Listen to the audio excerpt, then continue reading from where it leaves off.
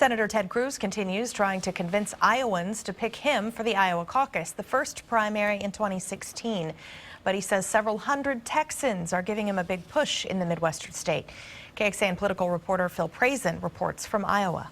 Brooke Goodart from Lufkin, Texas, sells Ted Cruz buttons in Humboldt, Iowa, a long way from home. I've been traveling, just hitting the roads, 2 hours, get to the next city. 2 more hours, get to the next city.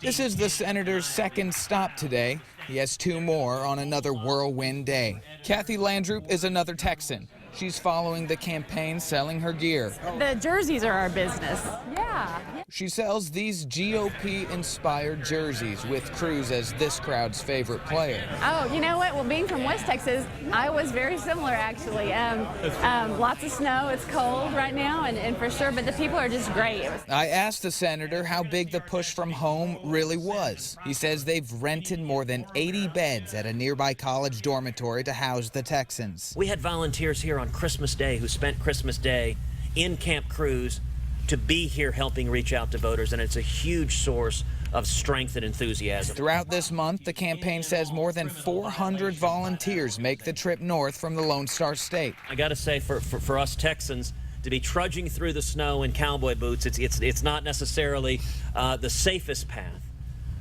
but it is an incredible source of strength of this campaign. It's a home state effort that, for now, has him on top in Iowa. Prazan, KXAN News. And those 80 or so beds at Camp Cruz are full every night until the Iowa caucus on February the 1st.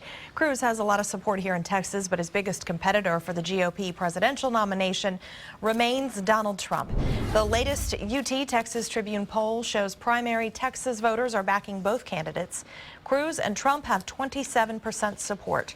Neurosurgeon Dr. Ben Carson and Senator Marco Rubio follow in 3rd and 4th place. The GOP presidential primary election will be held on March the 1st. Texas allocates the 3rd largest share of presidential delegates in the nominating contest.